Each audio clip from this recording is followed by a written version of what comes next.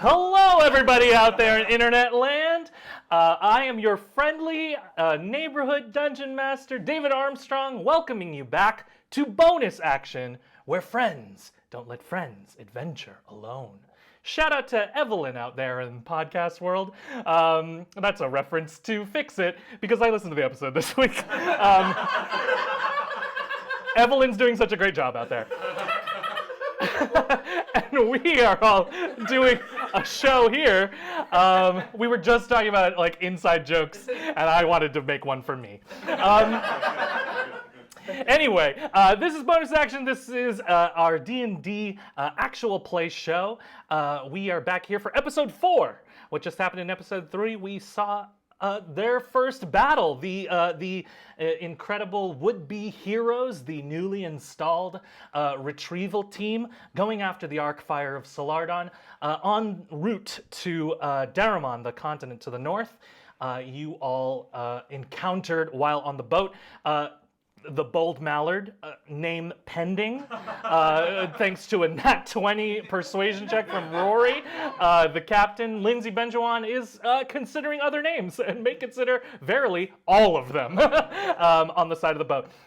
But having dispatched of the Chimera Maid, the party went back, resumed their long rest, essentially, and Rory and Victor took the first watch.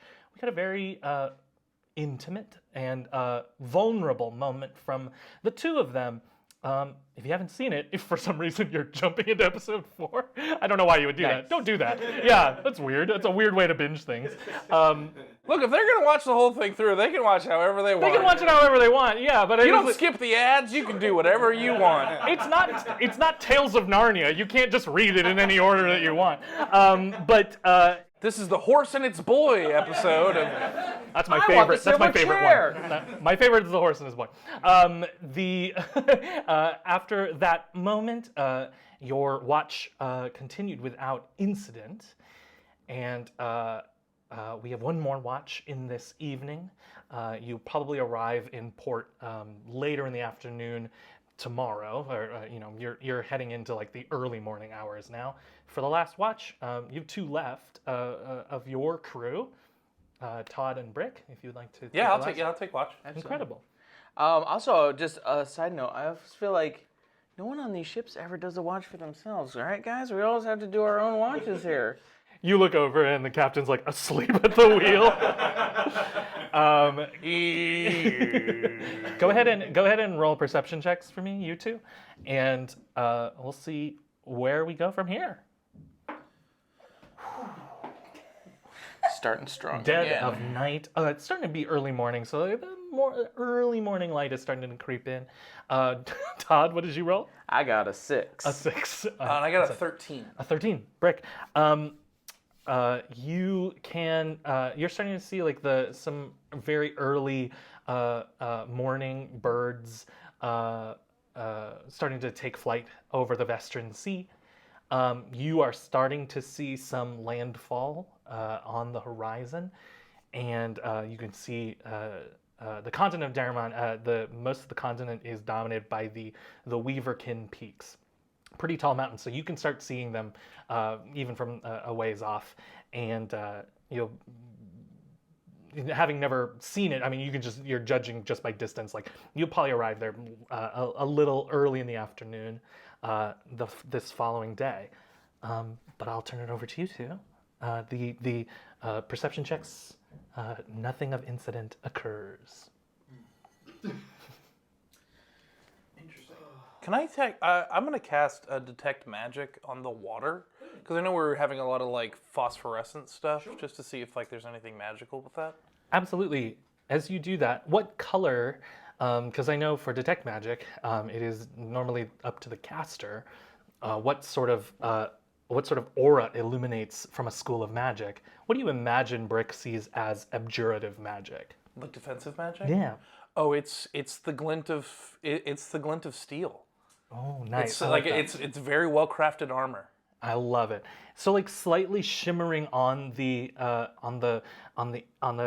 of the water, on the surface of the water, you can see just above like the phosphorescence of whatever like plankton and like sea life is glowing. You can see like just this slight sheen of metallic aura, sort of pulsing with the waves, riding the currents, and you've heard about this. Your dad used to tell you stories about this. The ships would go out, and with the blessings of various sea deities, you would offer protection, and some of that protection is real, and some of the I guess the odd thing that is hard for us to grasp in this world is that those sorts of blessings and benedictions, those materialize as actual magic within the realm, and so just good vibes and good hopes from sailors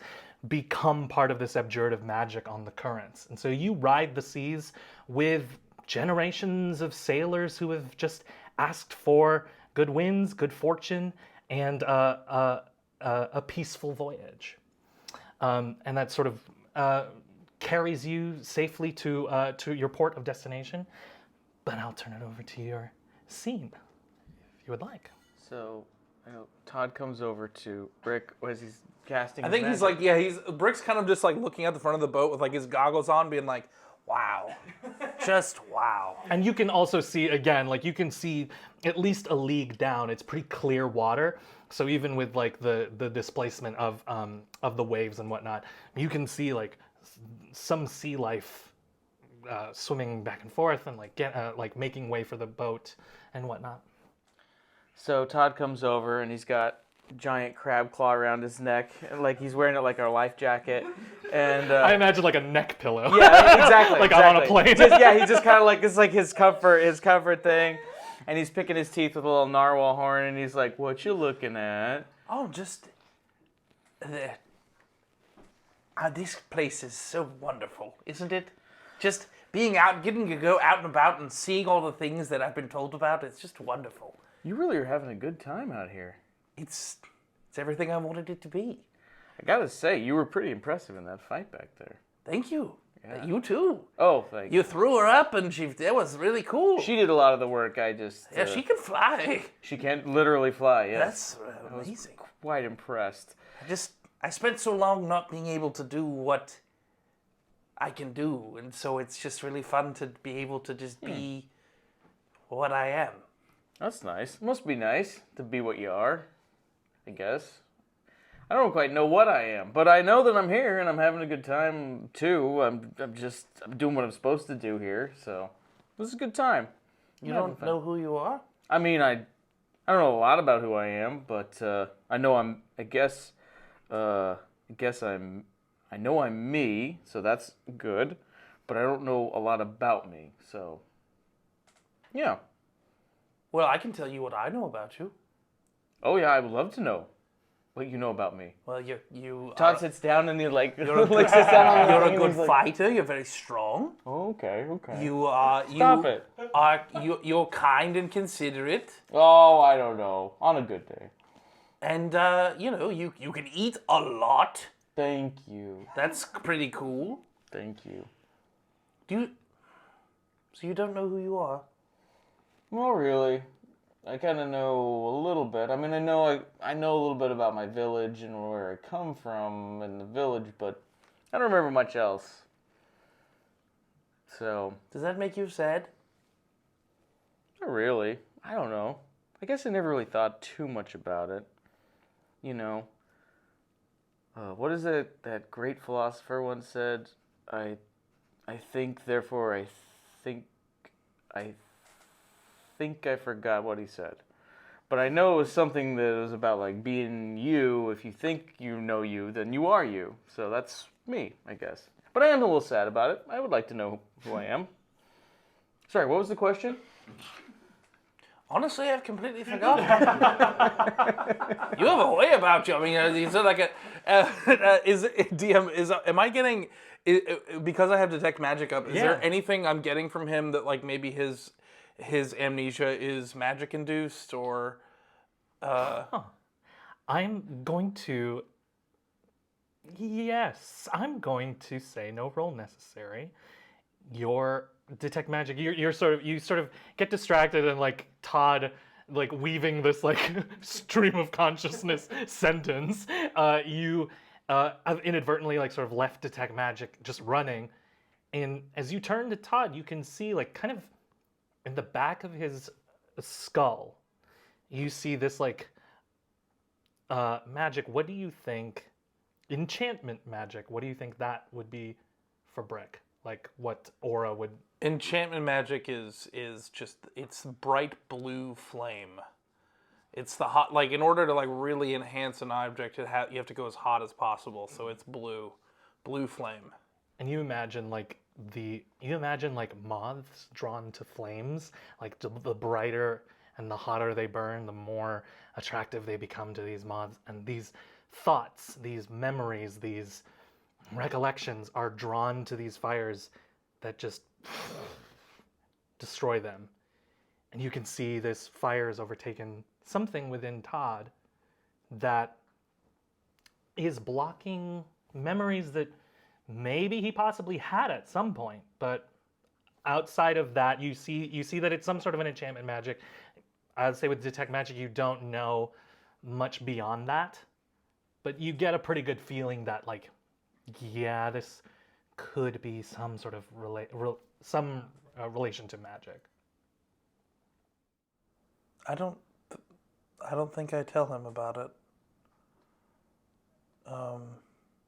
Because I'm not sure there's anything we can do about it right now. But with the interest of... Okay. If that's your subtext, what does Brick say to Todd in the moment? Perhaps maybe even distracting himself from this thought. Todd, I have a little spell going, and I can see the magical world, and it presents itself to me. And That's cool. I admire you. That's not something I feel like I have. I'm. You know how some people are really good at like climbing up something and picking it, and then or like coming down, or like like running somewhere, or like painting something, or like maybe like drawing something, but then like or like maybe like paint like growing something or building something. Yeah, like but it's not me. what I guess the reason I'm telling you is right now, as we travel on this ship, there is magic my father has told me about.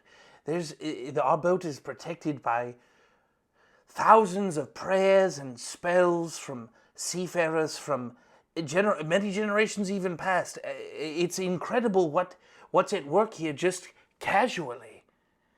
I guess what I'm trying to say is magic has a way of righting itself and finding some kind of balance. And so whatever's going on with your memory, perhaps over time you two will find balance and it will find its way back to you. Well, us two. What? Both of us? Wait, what do you mean? You said you two will find your... You Oh, you mean you two. you as well. Oh, okay. Yeah. I was like, there's another one of me somewhere? I didn't know that, but thank you. Yes, we are going to have to find a magical healer very quickly. Wow, I just gotta say, I really like being on this boat with you. I think you add a lot to this group here. And, As do you, Todd. Thank you. Yeah, I don't know. This is I feel good about this. I don't know why, but I feel like we got a good thing going here. And I don't usually feel that good. Sometimes I do. I'd say 20% of the time. Well, maybe 30. 45. On a good day, on a nice sunny day, 45, 50, 45, 50. And maybe. No internal monologue. All external. What was that, Torch? Yeah, I'm gonna go check out the front of the boat. I didn't see him. Okay. I was asleep. Your watch continues without incident. You eventually sleep as well. In a slight overlap of time, there is a moment where all of you are asleep. You manage to find some rest. The 9 realms of existence lack a solid idea of what the afterlife is. No one's ever really conceptualized what happens. Some people believe when we die, we become stars that follow one of the 4 moons. Depending on your fortunes or your position in life, you follow a different moon. But really, other than that, and the occasional like reincarnations, there isn't really much of a concept of the afterlife. But some do believe that you glimpse it when you sleep. The Sea of Dreams is a realm or a plane of existence that has existed forever. Eternity and what was once nothing, or the void, which eventually became the realms of existence, they were bound together by the Sea of Dreams. It's the Sea of Dreams is this plane of existence of, it's filled with monsters and memories and swirling colors, this timeless, horizonless expanse. It's shallow as a puddle, as deep as the reflection of the sky.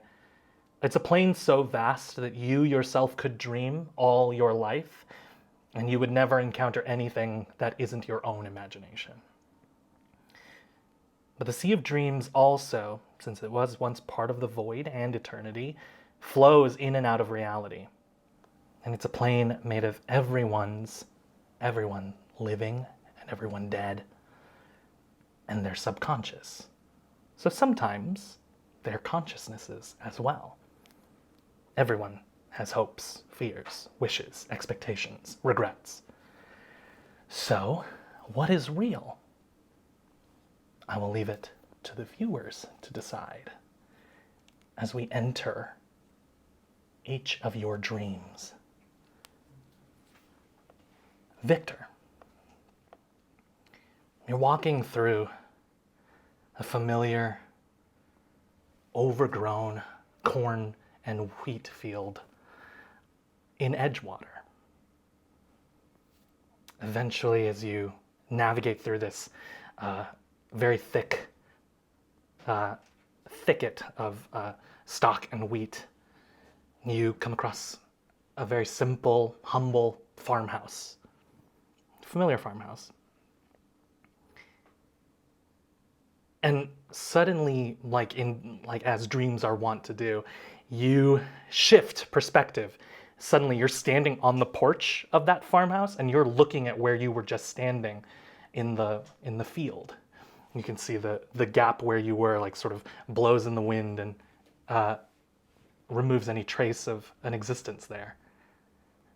And a voice next to you, older human man, always watching. What are you watching for? Why don't you calm down? Why don't you relax? And you hear another voice, also familiar to you. Older woman. It sounds like she's carrying like a tray that like glasses clink. You hear her say, Nicholas, leave him alone. Leave the boy alone. He just has his mind on other things. That's what young people do. Here, Victor, have some of my homemade lemonade. It'll make you feel better. He says, okay, Grace, just sit down. So we saw you running. You seem like you're in trouble. But this is Edgewater. Nobody comes there. Nobody comes to Edgewater. Why don't you relax? Tell us a little bit about yourself.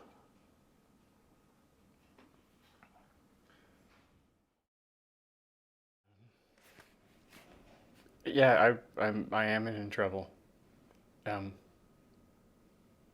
lost my dad.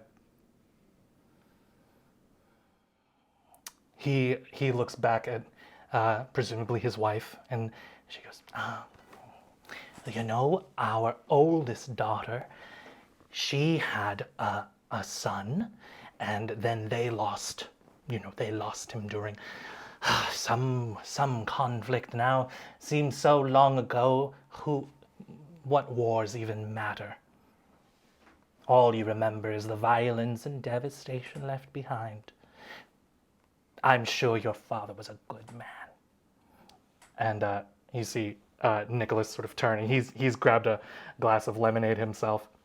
This is very good. Did you try it yet? That's good.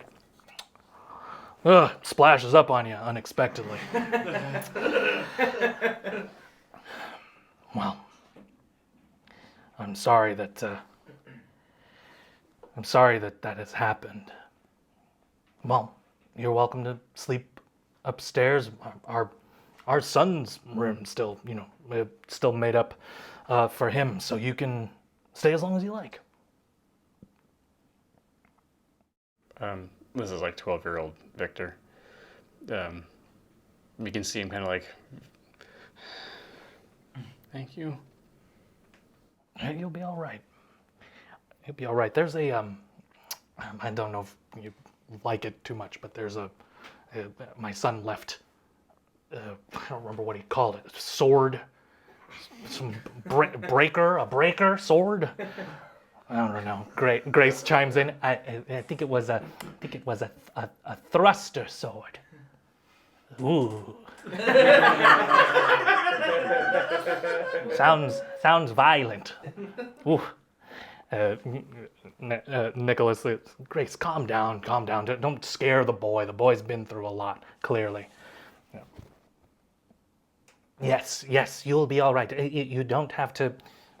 No trouble. We'll follow you here, and we'll protect you. I've still got some fight in me myself. He says, yeah, you don't want to mess with Grace if she's mad. Yeah, raised 4 kids, 5 if you count me. You don't know what that means. Anyway, yes, please. What does Victor do in this moment? I think Victor is of 2 minds right now. One is the mind trapped in the dream. So he walks up the stairs, and the other mind is the one that remembers this dream and is already starting to cry because he knows what's coming. And almost as you haven't even reached the top of the stairs yet, and it's night, and you feel yourself, again, the perspective shifts. You're not inside the house anymore. You're back in that exact same spot in the field, and you can feel heat behind you as the fields burn. And you can see smoke rising, plumes of smoke rising from the house. And you can hear the familiar laughter of a tiefling woman around a little bit older than you. Probably Victor's 12. Kasha would be about 18.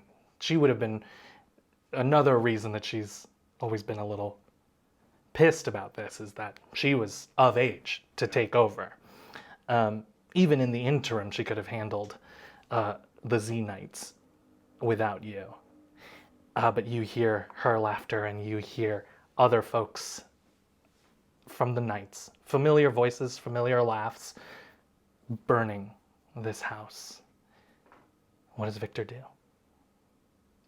I believe he's clutching the sword tightly, impotently, because he knows he can't do anything, and he knows what's going on in that house, because he's relived this so many nights.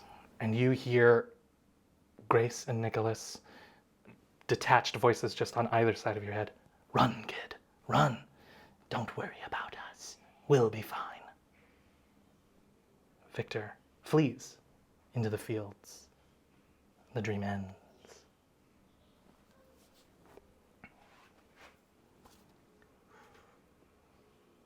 Barbie,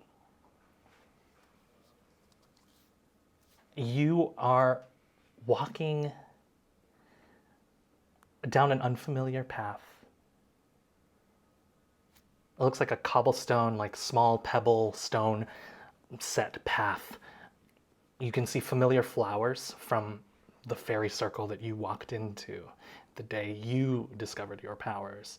You see them lining the path, and sort of as you step forward and step towards each step forward, new flowers grow, like bloom, almost indicating to you to keep coming forward.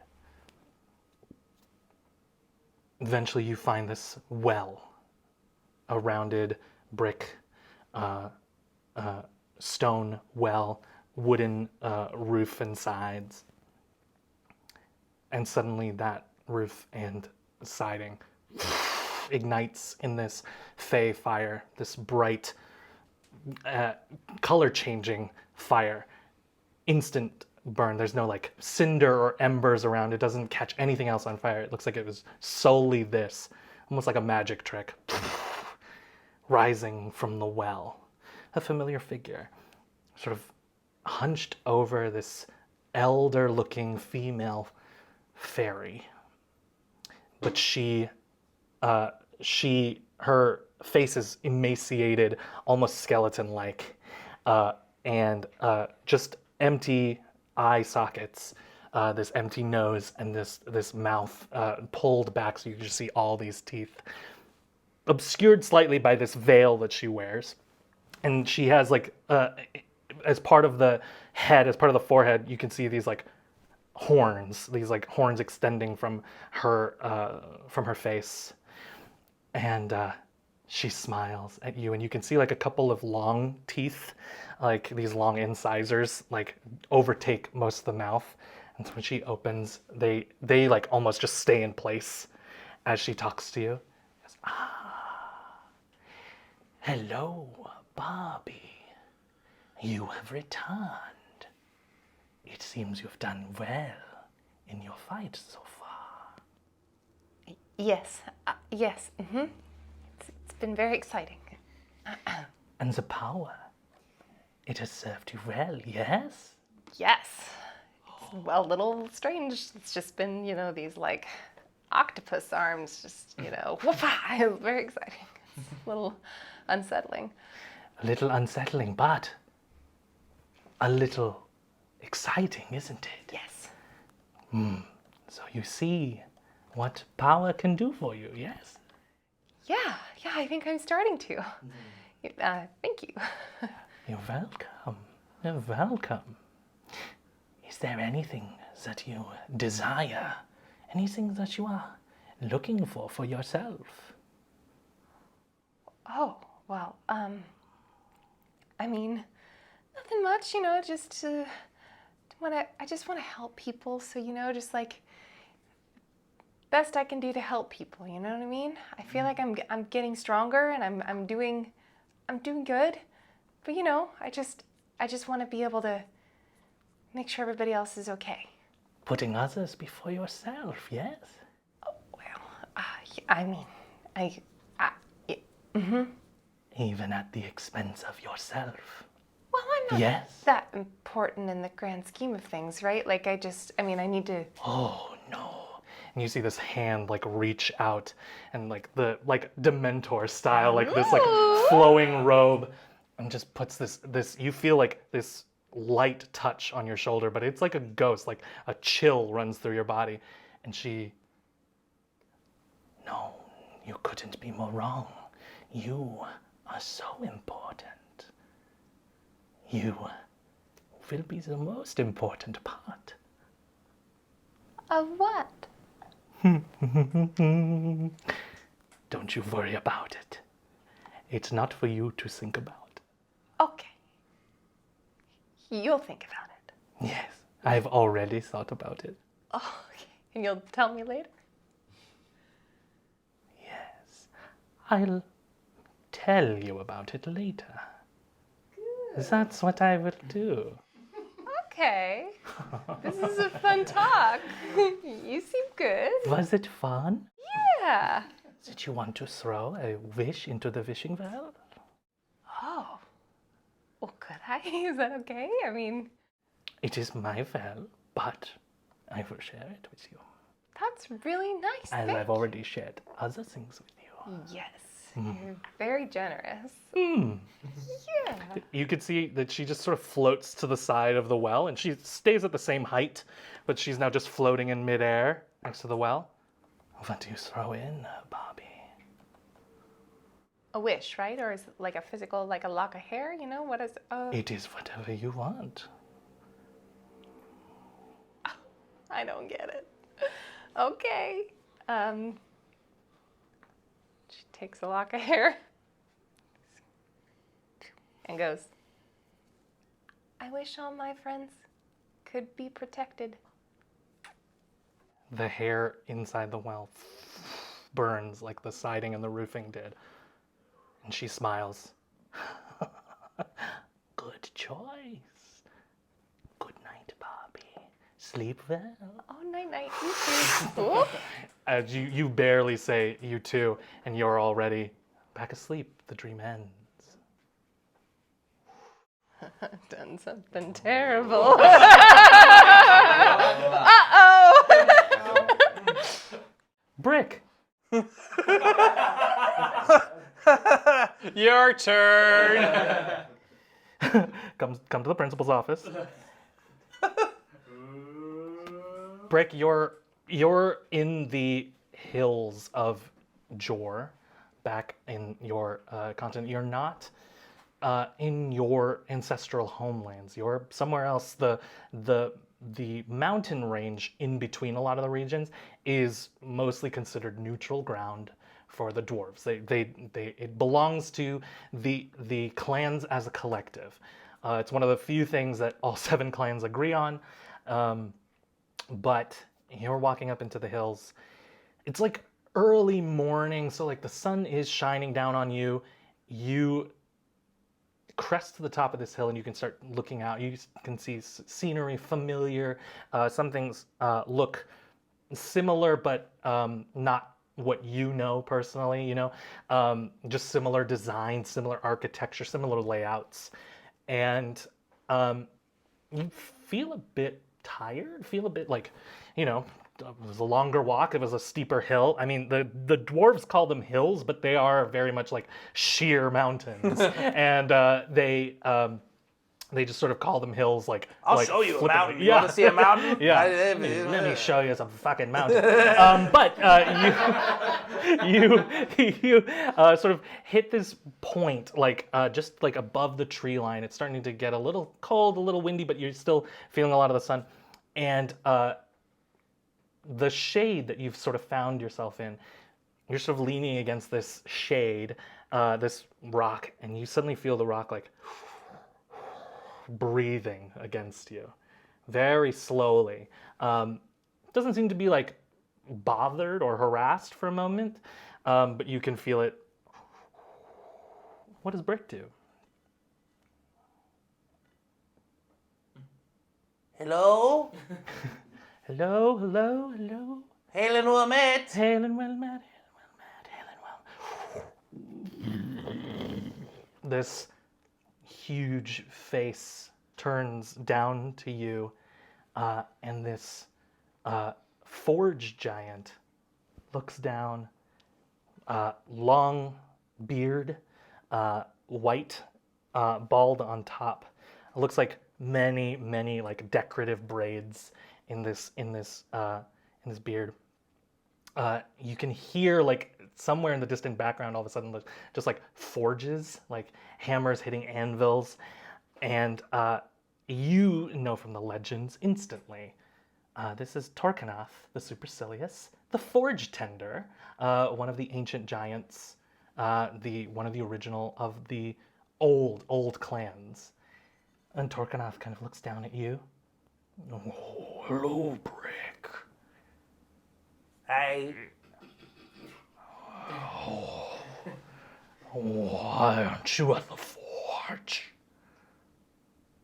You're the Forge Tender, are you not? Yeah, I just thought I'd go for a little walk. Walk. You are on an adventure now, are you not? I sure am. A little walk. That's like how we call them hills.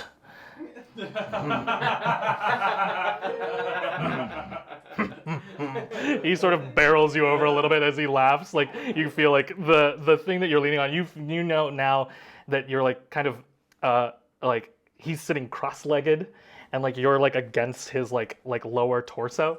Like he sort of puffs it out as he laughs. What are you doing on an adventure? Not exciting enough for you? I've been gifted to certain abilities and powers, and I kind of want to use them to help people. Yes. He's sort of like, you can see like this rush of movement, but from where you are, it's like it's moving in slow motion. It's a giant moving against the horizon, and you see him pull out this small flame in a lantern. He goes, "Oh, the giant heart. You have it. That's exciting. I think so. We thought we had lost the power. We didn't know where it went. But it found you.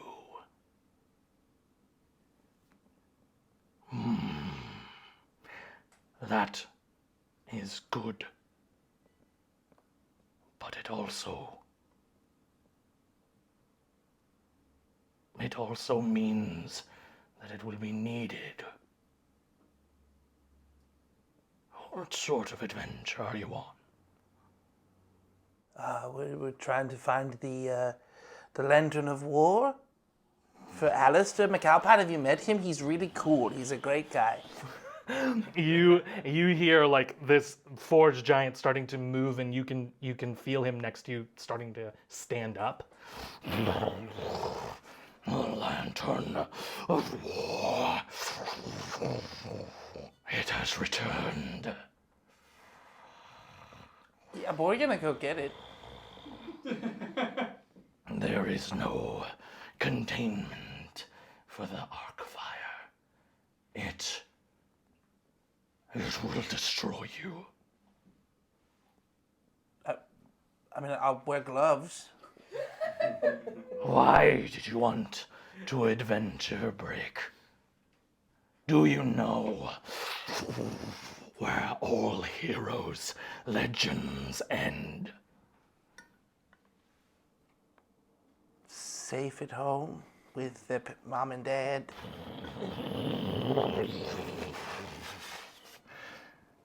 If only that were the case.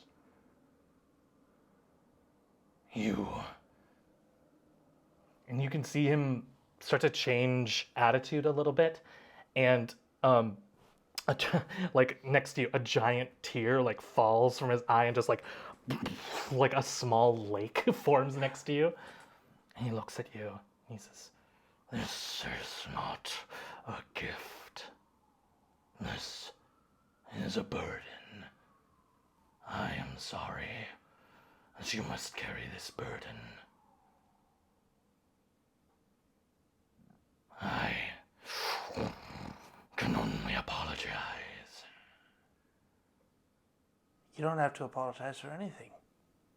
I like who I am, and I like what I can do, and I like me a lot. And I'm gonna get it. The Lantern of War, the Arc Fire. I'm gonna get it, and I'm gonna bring it here, and I'm gonna show you, hey, we did it. Because that's what the Warm Hearths do. We get stuff done. And I may not be, getting armor or weapons done, but when I'm asked to get something, I'm gonna do it. So how about that, mister? You see him take this huge breath, and then echoing like thunder in the night, just yes! The thing that he was holding, the forge heart, explodes in flame and shoots up into the sky like fireworks. And he goes, I am proud of you, my descendant. You carry the blood of giants proudly. Do you want to sign my cup?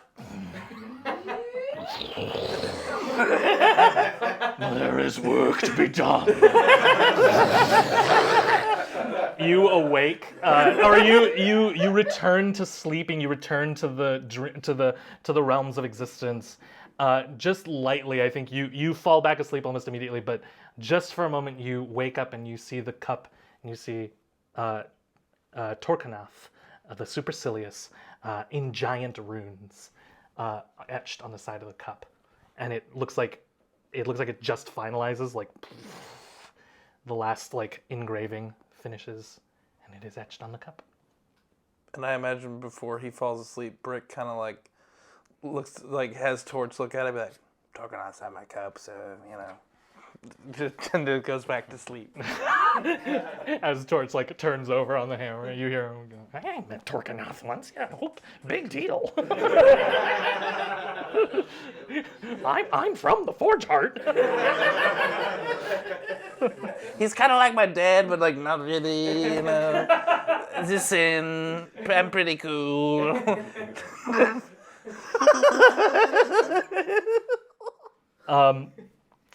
Incredible. Marlin, you find yourself in a familiar dream of you know this because of the first feeling of instantly being singled out, alone, bullied. And you can hear laughter as you enter this dream of people many, many sizes larger than you, picking you up, throwing you around, laughing, making fun of you. Every name that can be tossed at a gnome for their stature is thrown into this dream. You hear these voices. Some sound particularly like vengeful or angry, but a lot of it just sounds like this is an easy target, this is easy pickings, and you eventually, in your dream, just close your eyes and focus on this breathing. You hear that mantra that Master Larkspur taught you. It's a frame of reference. It is a frame of reference. It is nothing. And as you hear that voice, it sort of comes into existence next to you. And you open your eyes and you're like meditating out on this lake. And you're sitting next to this elder dwarf dressed in your same like karate gi of like a monk, but he's got it like cinched up with like a bunch of different like straps, and it's like a 90s X-Men comic, like too many pouches, too many straps. He has one on his leg for some reason, you know. His feet are weird. He's sitting cross-legged, so he's very purposely hiding his feet so you don't know what they're drawn like. Yeah, they really couldn't draw feet. Really couldn't draw feet. He drew memories of feet. I think I know what these look like. But Master Larkspur is next to you, and you hear him repeating the mantra. Small is a frame of reference. It is simply something that we think. It is not who you are. Do you understand, Marlin? It is. If you ignore that in your mind, you can overcome anything. Your stature is irrelevant to what you can do.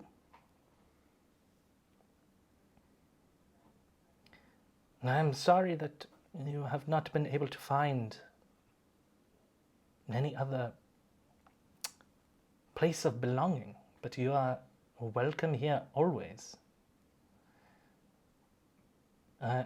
You are the first student that I have taken on in a long time.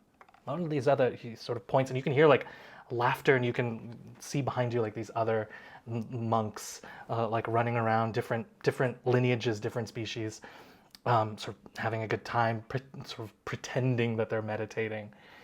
And he looks and he says, you know, I feel like I can confide in you about this as well. I'm similar to you as a dwarf. I'm worried that these others, they are looking for power. They are looking to make themselves something that can conquer the world. But I don't see that desire in you, Marlin. Why is that?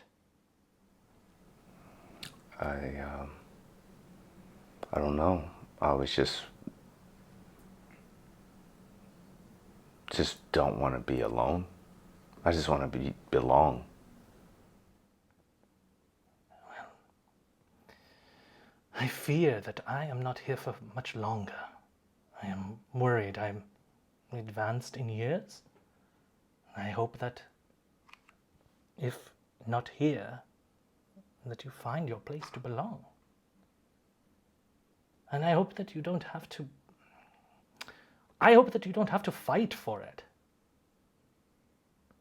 It would be wonderful, but I fear that you are going to have to.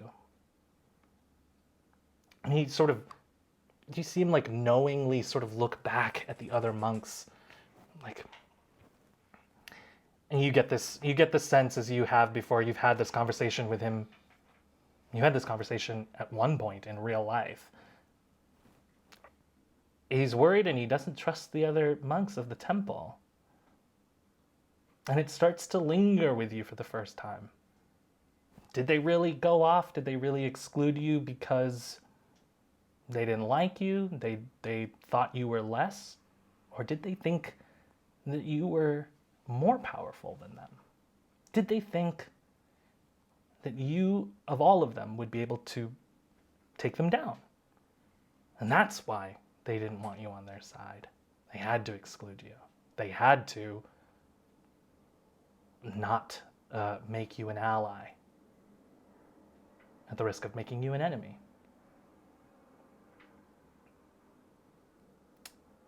And you start to think about, where did they go off to?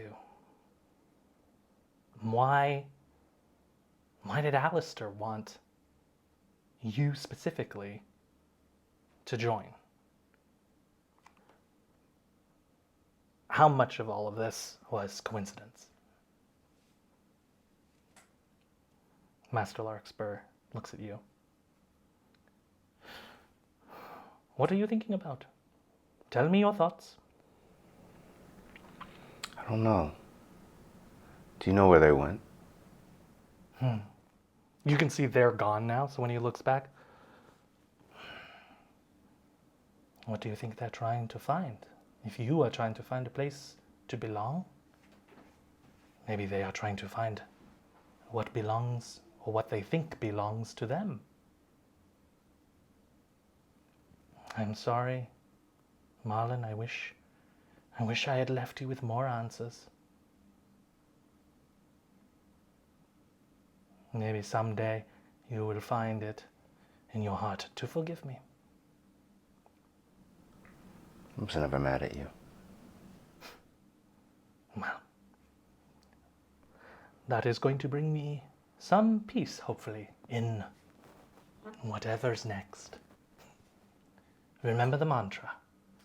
You are not small. And your thinking must be big.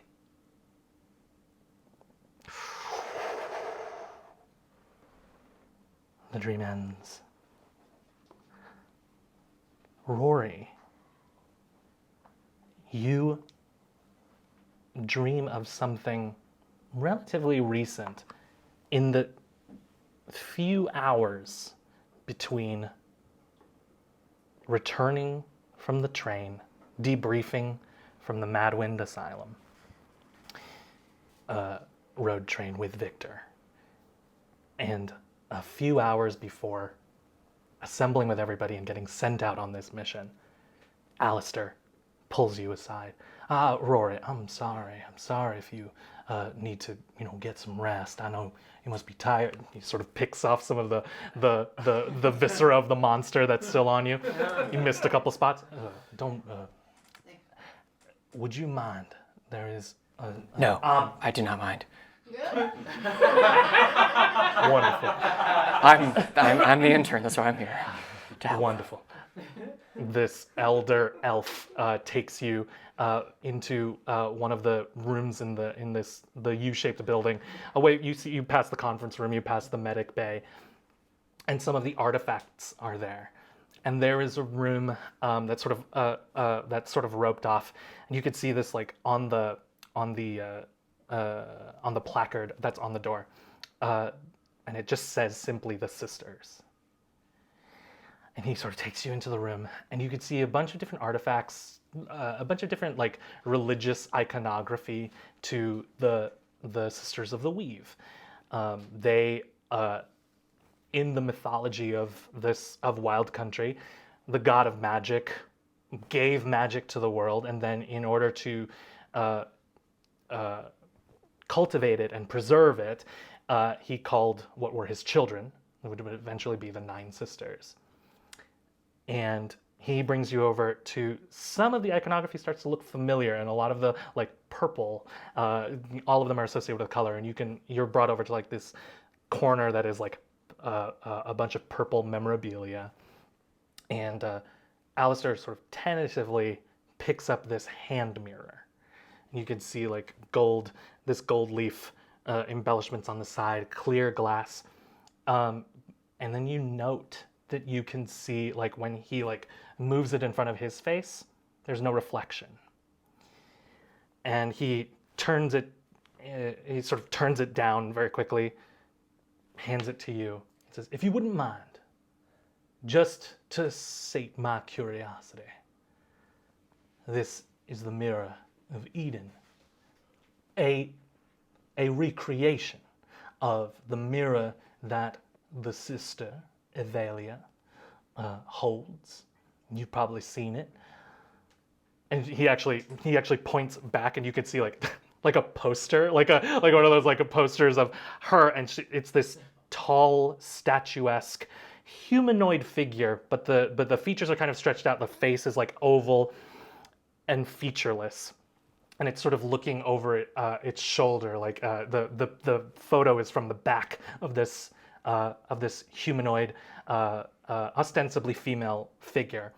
She's wearing this like long flowing purple nightgown, sparkles a little bit with like diamonds or something like that. And she has these 4 arms, and in each of the hands is something. And one is a wand, one is a flower, one is a mask, and then the other is a mirror.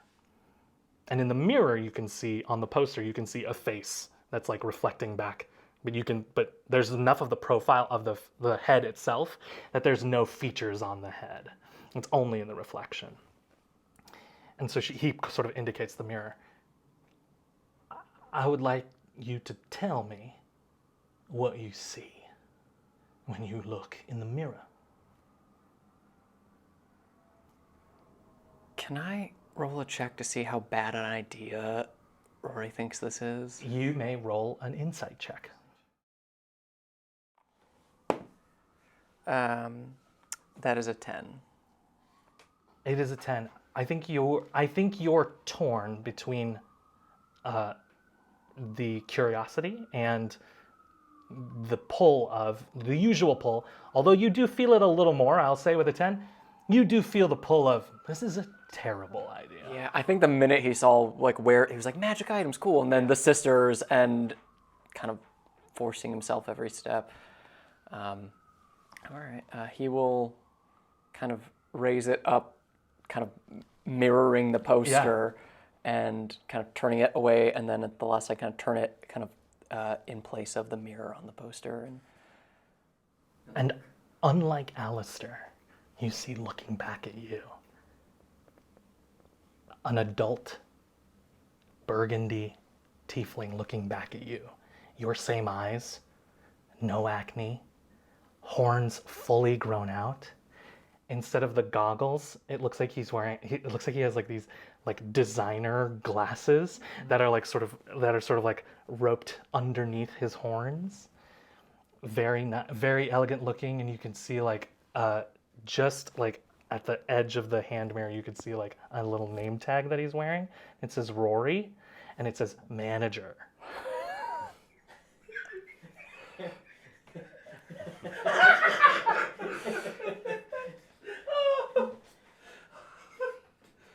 Alistair, it's beautiful. You see something.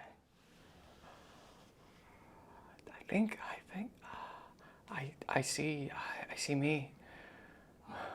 Oh, Alistair. Yes.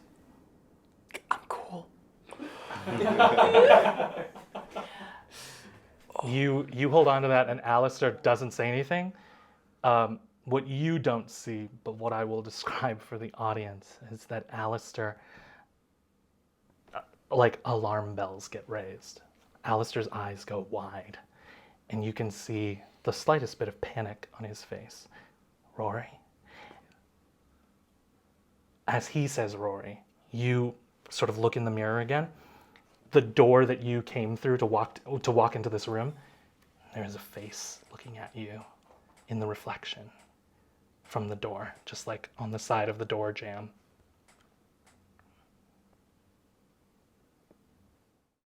Tears himself away to look behind him.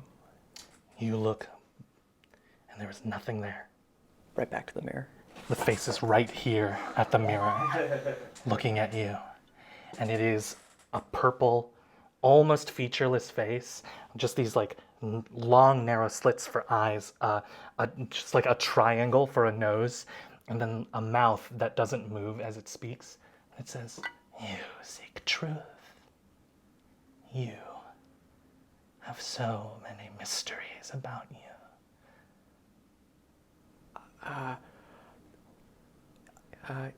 Yes to the first. I'm not really sure about mysteries. What about lies? How many lies surround you, Rory? I try not to lie. I mean, sometimes you don't want to hurt someone's feelings, so you. Alistair, are you hearing this? As you say Alistair, or when you in the mini episode you described like the ticker tape. Yeah. The shadow blade. Mm-hmm. Your words, like closed captioning, start leaking out of your mouth as you're saying it. The words. And you say, "Alistair, are you hearing this?" And you look down at the words, and what you didn't ever really notice before is that there is like this bright purple text overlaying over it.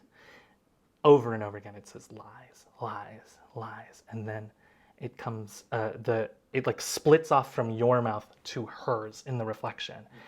And she says, "Alistair, well, let's start there. Why did Alistair lie to you?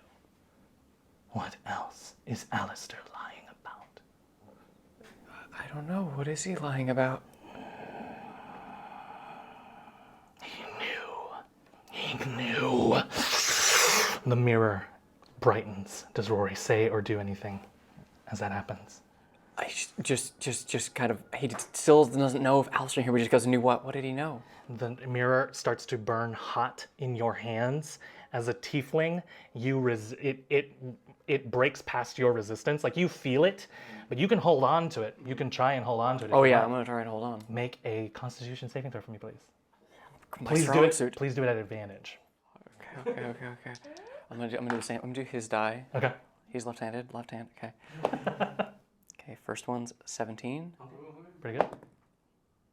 Way worse. 17. 17? With a 17, you can feel the scars like forming on your hands to protect you. Who are your parents, Rory? Who are they? Alistair knew. Why didn't he tell you? I drop it. You drop it, it instantly cools on the floor, and you can see now in the reflection of the mirror, nothing is reflected in it. You look down and you just see an empty, open expanse. And Alistair grabs you by the shoulders, like sort of pulls you back into reality. Rory, are you all right? Are you all right? You were falling into the mirror, Rory. What the hell did you see? You lied. You told me you've been lying to me. Alistair's visage in this dream starts to melt away. And you, for a moment, see a different humanoid figure. I'm going to say, go ahead and roll an insight check. 14. 14. Face familiar to you, but you can't quite place where. Replaces Alistair's for a moment, and then it is gone. And you return to a dreamless sleep. But that face lingers. Like that last face that you see as you're like falling asleep. That last face lingers. And that panic and recognition that you saw on Alistair's face before it melted away lingers with you as well. And you don't dream again for the rest of the night. That sticks with you. But you can continue to hear the voice of Evelia. But I think now she sounds a bit different. It sounds like a familiar voice to you again. But again, you can't quite place it. Maybe the voice of some woman you knew a long time ago.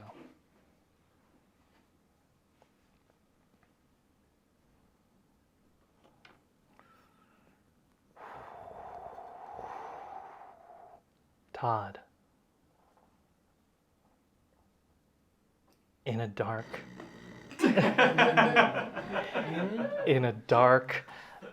almost deafeningly quiet void,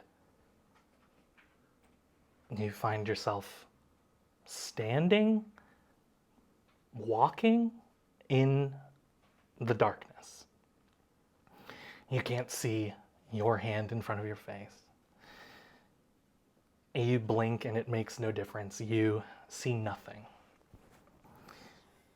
You suddenly feel your hands pulled and restrained, strapped tight. You feel like these like leather straps buckle tight onto your wrists, followed by some like metal clamps that clasp to something that is now cold and metallic on your back. It feels like there's like the suggestion of a sheet back there, like one of those like the paper covers on in a doctor's office. Right. You know, it's like a suggestion of something that like barely makes a difference. You just feel cold steel on your back, and you feel as you're like looking down, looking around, a little bit confused. You feel your head pulled back by a strap as well. Another metal clamp down. Is Todd into this, or? Roll for it. No, no. Roll for fetish? Yeah, roll for fetish. Oh, those were free actions. Yeah. Fetish is a free action. You're a little aroused by it, sure. But you feel yourself go horizontal, and you are looking up, and you see like these like cold ambient lights light up through some sort of magic. You can see they're not candle lit. They're not from any actual source of magic, or from non-magic, I should say, like not like a flint or anything like that. But it's like this cold ambient light, and you're looking up, and your vision's a little blurred. You're seeing double. You're seeing like it's like waking up. It's like you don't have your glasses on if you needed glasses, and you find yourself unable to move, and you could see like figures walking by in these like white coats, and they are walking by and occasionally looking down at you. You could see a couple of them like writing notes, scribbling a couple notes. Yes, He seems to be taking it well. Seems to be more resilient than we thought. Who would have known? Mostly those magic wizards are so flimsy, so fragile. Well, this one seems all right. Yes. Yes, he's succeeded on every experiment so far. And it doesn't seem to be a school that he's resistant to. Very interesting. Well, let's take a look. Let's put him under again and we'll see what his thoughts are like. Ah, yes, that is one thing. His memory seems to be affecting some of the magic that he's been using. If there's a way that we could sort of stop it, sort of hold that back, maybe we can see what sort of other barriers he'll surpass. Oh, that's very interesting, very interesting. Well, if you get Lionel in here, he can probably do something about it.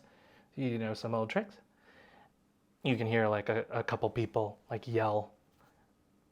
And then a little bit later you hear like some light walking footsteps come into the room. Oh, very good, yes. This is the patient, yes? Yes. Yeah, the one strapped to the... Yeah, of course. Did you see any other patients in here? I'm just asking. It was a simple question. You got to say yes or no. Wonderful, yes. You can hear him pull out some accoutrement for casting a spell. Does Todd attempt to say or do anything in this moment? Todd just says, "Hello, I can hear everything you've been saying. I can hear what you're saying." Yes. That's good. That means he still has his hearing. That's good. I'm not stupid, you know.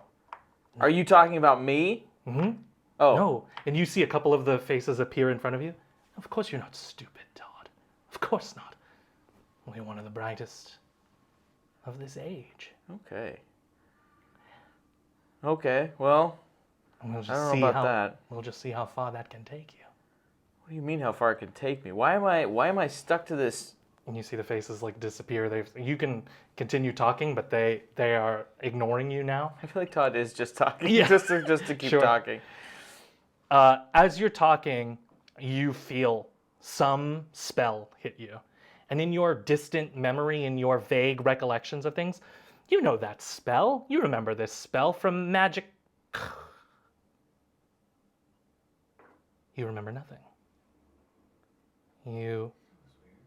The straps, the metal, not only are they gone, you don't feel them anymore. You don't even remember that happened. And you're standing in this empty void again, darker than the night. Face, blinking, hand in front of your face, not visible. And the lights illuminate, and you're standing in the Luftiol, the woods outside of Angbari, and you see Kaliana come up to you. She's sort of huddled over this elder Goliath, one of the last ancient Goliaths. So she still has her forearms, and one of them holding a stick, and she walks towards you, and she says, "Are you all right, young man? You're not wearing much. That loincloth is not... Well, it's not doing wonders for you." Oh, sorry, I didn't realize I was so It's all right. exposed to the elements here. No, that's all right. Are you lost? And he covers up his shoulders to shield her from having to see his shoulders. You see her, like, one of the arms, like, reaches back behind her, and she removes, like, her cape and her shawl, and she puts it around you. Are you lost, young man? I don't know. I feel like I just had some weird dream or something. Oh, well, weird dreams happen all the time in Wild Country. Why don't you follow us back? You could see like a couple of young kids like running around her. Like one is like sort of peeking out from behind her knee, and you could see like the early Goliath like tattoo markings, like a couple of them starting on the head. and they'll add more as they get older. But you can see a couple of them a little scared, but some of them are like curious and like wondering who you are. And she says, "Follow us back, and we'll see what we can do about your." She notices you're carrying like the axe, and she looks down at the axe and she says, "Oh, do you recognize that sigil on the side?" I feel like I've seen it before, but I don't know much about it. I can't tell you much about it. But it is a sigil. I do know that. Oh, yes. Well, yes, it does look rather runic or something in origin. Come. You also look hungry, so we have some food, and we'll take care of you as long as you need to. A place to stay. I have to, actually, I probably should go. I need to get back to my... Get back to your... My... Where And did you I have no come from? idea. No idea. That's what I thought.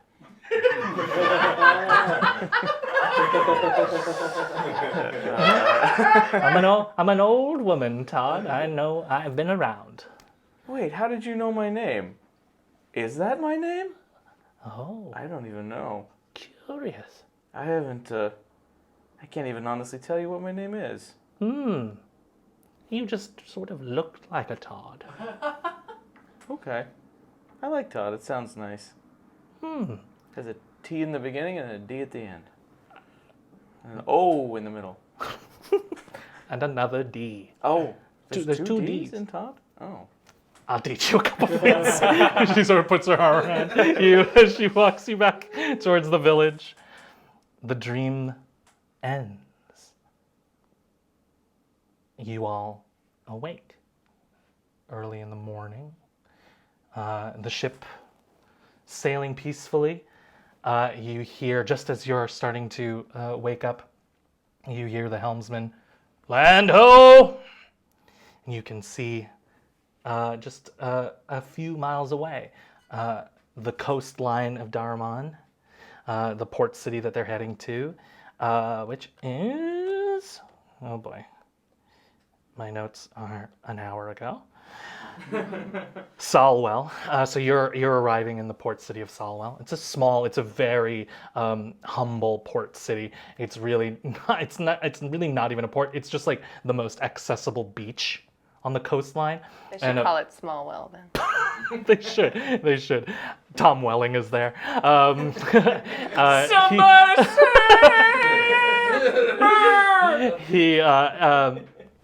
Tom Welling pulls the boat into the harbor. You arrive at the beach, and a few hours later, unless there's anything that you all would like to discuss, if there's anything you would like to play out while arriving, you're almost there. You're a few hours away. Do we have a moment together? Yeah, absolutely, yeah. So... Captain and the helmsman are talking, discussing their plans for when they make land. What name they're going to register with the port? Like figuring out the name as they go in. I was thinking duck. I was thinking duck revolution.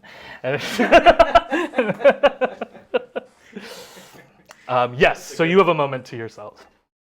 Victor's doing pull-ups on one of the hoists, hoist or whatever. Yeah, just doing pull-ups and other general aesthetic pull actions. Yeah. From different angles. You gotta hit most. We gotta hit all the as many muscles in the back as possible. Yeah. The back arm, the front arm. You know anatomy, sir. The lower arm. The lower arm. Yeah. I know all the things. The thingy muscles. Yeah. The grip is important. Yeah. P90X. Is that what Victor calls them? The fingy muscles? No, that was not a character, Jack. Working my fingies today, boys. Just wait till I get my fingies on. How much you fingies?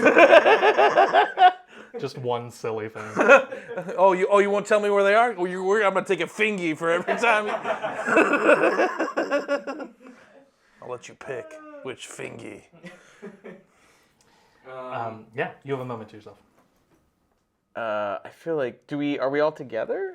Yeah, you're like on the lower deck of the boat. Excuse me, on the lower deck of the boat, and the captain and the helmsman are kind of on the upper one. They're away from you. You're most of you are like up towards the bow of the boat. I find Barbie, and I go up to Barbie, and I'm like, hey, hi. how did you sleep? Did you sleep okay? Yeah. I, just thinking about things and dreaming about things and, Dreaming about things? Yeah, I had a dream about a super spooky fae lady. I made a wish. It might come back to haunt me. Everything's fine, though. Oh, wow. So, that's weird. I had a really weird dream last night, too. Really? Yeah. Was there a crazy lady in it? Well, not crazy. She was this sweet old lady. Oh, that's and nice. she took I me to remember get me sweet some too, I should food. say. And no, it was nice. But I felt like I don't remember, but I remember at one point I was stuck in this big empty space, but I felt like I realized I was dreaming at the Oh. time. Smart. So I guess, I don't know. Could you fly? No, I couldn't fly. But I don't know. It was weird. It was like, when I don't know. It was weird. Anyway, I just wanted to talk to you about that. Okay. I overheard you guys say you had a dream. The camera pans over just a little bit, and Marlin's been there the whole time. Where did you come from? Oh, I've been standing here. we didn't even notice you. Wow, you're very sneaky. I'm sorry. It's kind of my thing. I had a dream too. You did? I did. Did you have a nice old lady in your dream or a creepy one? No. Creepy and nice, to be Creepy fair. and nice. No, it was actually pretty nice. Oh. It's actually somebody I knew. Ooh. Yeah. A mentor of mine. Yeah, it was actually pretty nice. I missed him. So it was cool to spend some time with him, even That's if it nice. wasn't really real. Yeah. Yeah. I was thinking, I'm not really that small, am I? No. I'm not. No. Okay. I mean, I was always the smallest one in my family, and I always felt really tiny, but then, sometimes with the right friends, you can just feel so big. Yeah. Right? Like, Yeah. you headbutted that thing to death. That was the coolest. Finished it off. It was pretty I impressive. mean, you guys did most of the work. Well, we did our cleave sandwich. Yeah, we did Yeah, the you sandwich. guys did most of the work. Yeah. Brick's going around and he's checking he's like, armor check, armor and weapons check. He's checking everyone's armor and making sure that, if anything needs to get repaired while they were there, and he can patch it up and it's like just making sure everyone's okay and everyone's properly equipped so we can get this thing. And I can totally prove totally someone that didn't actually talk to me last night can totally prove him wrong. We're gonna nail it. We're gonna do a great job. That's what we do. Who are you nailing? Nothing. We're just checking the armor to make sure everything goes hunky-dory because when the warm heart says we're gonna do something, we do it. What's he talking about? Nothing. Just making sure everyone's good. Everyone's good. We're good. We were just talking about dreams that we had last night. I definitely didn't have one of those, and I just adored so. As you walk away, torch on the labor's melody on your back is like this to everybody. We're gonna nail this, you guys. I promised something way too big. That's wild. Anyway, Marlin, you're only as small as you feel, right? Yeah, that's true. Yeah, that's true. Size is just a state of physicality, as they say. Hey, who says that? I don't know. What a quote. Thank you. You're smart, Todd. You're smart. No, I'm No. really not. No, you're No, smart. you're pretty smart. Oh no, you're you smart. knew you were dreaming in a dream. Yeah, that's Have true. you ever known you were dreaming in a dream? He isn't knew that he was called? dreaming. Yeah, it's called lurid dreaming. Lurid dreaming. Yeah. Lucid. Loose what? Lucid Lucid? Lucy? dreaming. Lucid Lucy? dream. The dreaming is lucid. Oh, like like when you it has been lucid, like it is now loose. Oh, so it's like a looser type of dreaming. No. So it's when the tight dreaming. Yeah, like a tight. No. If it's too tight, you don't You know don't wanna, you're like, you dreaming. can't It's remember. like you're in a box. No, no. This goes on for a painfully long time. Somebody run in front of them, please. We found sustainable energy, and it is Barbie and Todd complementing each other. It'll just go and go. They're so damn positive. It's great. Incredible. Anything else? Any other? I'll say one. I don't know if you're counting, but that was a PR. And then I'll say, since nobody had weird dreams and stuff, that's well, some people I did have a weird dream. Yeah. I think I might be being a little paranoid, but I just feel like I want to say it in case it's not paranoia and it could help us later on because we're all in this together. I have some doubts about this mission we're on. Not any of you, but I don't know what we weren't told, but I sort of feel like Alistair didn't tell us everything. I think Victor's already seen some of that. As you say that, I've now inverted. I'm doing handstand push-ups, and as I'm just continuing to do handstand push-ups, it's like, yeah, Alistair didn't tell me about the this potentially being part of the Z fighters. Yeah, I think at the outside, my paranoia is to the point where I'm like, maybe that's not Alistair. And at the inside, maybe he had reasons, whatever. But I think we need to be a little distrusting of what we see and what we experience, and maybe not take everything at face value, because your face isn't always your face. I think Brick comes back in. It's like, I made everyone a dagger. I just melted down. I needed to do something. Thanks, man. Thank you. The arc. I think this thing we're going to find is a lot of trouble. More than we thought. How do you know? I had a dream too, okay? Oh! What did you dream about? Well, my giant, I guess he's kind of like my dad, but not really like my dad. He's like my great grandfather or something. Anyways, he was like, as soon as I mentioned it, he's a fire giant and he's huge and scary and cool, and even he was like, oh no, oh shit. Not a good idea. So... Wait, you both had dreams about this not being a good idea? Could that just be nerves of... And I may have played the cool card and been like, I'm going to do it anyways. Well, yeah, I mean, we want to do it for Alistair, right? But if Alistair isn't really Alistair... How would we just know? say, it was sort of...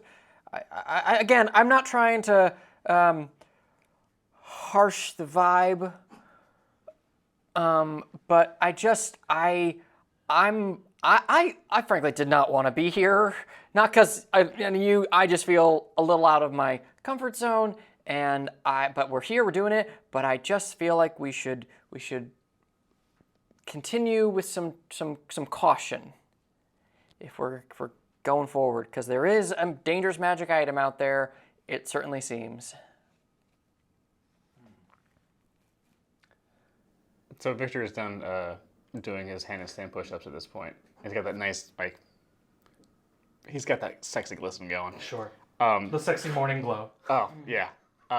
Flips on the duster, Oh boy. flips the duster on. Hey, and we mister, all we all tell our own stories in different ways, sir.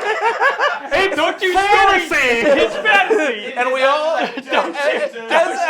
Don't you? No, let I'm me finish painting your a picture narration with for you. words, sir. No, let me finish it for you. As he puts on his dress, we all patiently swoon in the corner. I'm doing this for me, sir. I know, and I'm just helping you along. There he goes. Off to his room to write the new hit song, Alone in My Principles. A reference probably no one gets, and that's totally fine. No, Victor throws his duster on, tastefully pops the collar, swings the Buster sword back onto his shoulder. He goes, I don't care who's standing in our way between us and that thing. All I know is we're gonna fucking kill them. And strides out of the room. I message him, you said us. Wow. Well. Okay. So at least we know where he stands. Yeah. I mean, I guess I'm on board with, fucking killing him. Yeah. Let's fucking kill him. Yeah. Yeah. Yeah! Knives in? Knives out. Knives in. Yes. Everyone mark a dagger on your character sheet. I'll allow it. Look, there may be some doubts here, but I don't know. We've come this far. We all trust each other, right? Should we have a secret word? That's a great idea. My secret word is ice. Huffalump. What's the secret word for exactly? It's like, Is it like a password or like? Yeah, it's like if your face is not your face, I want to make sure that I know that your face is Wear your Barbie's face. face. And I don't think he's been anybody in the group, and I think just like the idea of like, yeah, and then I've got your face, and I look like a 5'7" version of Barbie. Oh, that's what you meant. Oh my god! Yeah, we definitely need the secret words. Yeah, You look great. you look pretty cool. Yeah, that's... Wow. 2 Barbies. Oh, this is cool. Wow. Wow, I'm a Barbie girl. As you stand in your Barbie world, standing awkwardly, your knives, all of the knives. You never agreed on an and break anything. All right, One go for get all. him. How about bold mallard? To the boat, Marlin. So are we getting this thing or? The boat? No, the arc fire. Arcade? Look, I don't think we have much of a choice at this point. Okay. Okay, great. So we're doing it. We're just being scared about it? And maybe cautious. If we talk to Alistair, maybe we could just ask him outright. I mean, he seems like an honest... We're asking him out? I mean, you want to ask him? Well, outright, like correctly. I like didn't, doing but I thought nice. you did. No, dude. I didn't, but I No, thought I you don't did. want to. Oh, I don't want to either. I don't. Oh, well, okay. I'm glad we're on the same page. Okay, we're on the same page. All right. All right, Not out, anyways. out. You arrive in Solwell. For the purposes of brevity, you on my part, not on your part. You arrive in Solwell. You arrange transportation. The next nearest city is the capital, which is Ray of Hope. Arriving in Ray of Hope, it's just beautiful. It's a bustling, like pretty metropolitan area. Built by some ancient dwarven clans, but also since then have like whatever settlements, whatever civilizations have come after that dwarven clan built atop those foundations. They've like sort of renovated, sort of updated the architecture for various reasons, various different uses. You could see the Weaverkin Peaks are not too far from there. The 2 notable things that you see in this city, there's a huge stadium, and it is specially lined. I think most of you would understand this. You have at least a passing knowledge of the sport, but it can be filled with water for the sport of bubble ball. Some of you, amongst you, are very familiar with the sport. The other most notable part is this, it looks like made of huge bones, a necropolis. And I think of the group, Rory would know it without too much, without a roll needed. This is the necropolis of the Stormkiln Fallen.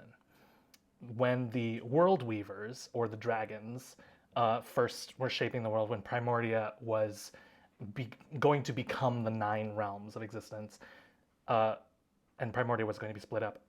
Most of the dragons did not survive into post-Primordia world. The Stormkiln dragons were kind of the last family of dragons, and they made one last stand here in the mountains, but they eventually all fell to a few clans of dwarves and a couple of tribes of elves banded together, and those tribes and clans built this necropolis to honor the Stormkiln fallen. That's why the mountains are named after the Weaver kin, the World Weaver kin, and you sort of find yourself in this bustling city. You know that you have a destination north of here, but some of you a little, I'll say, unsettled by the dreams that you experienced as you head out together into not only Wild Country, but into this vast unknown, this world far larger and far more complicated than I think any of you realized. And we're going to go ahead and end there tonight. Thank you, Jay, Jerron, Jason, Amanda, Josh, Adam. Go out and tell your stories, and we'll continue ours next time on Bonus Action. Good night, everyone. Thank you. You scared the shit out of me during Jason. That face was coming to the. I knew it was coming. Oh, there's a face back there. Don't turn around. Oh crap! Don't look back. Oh no, I did it.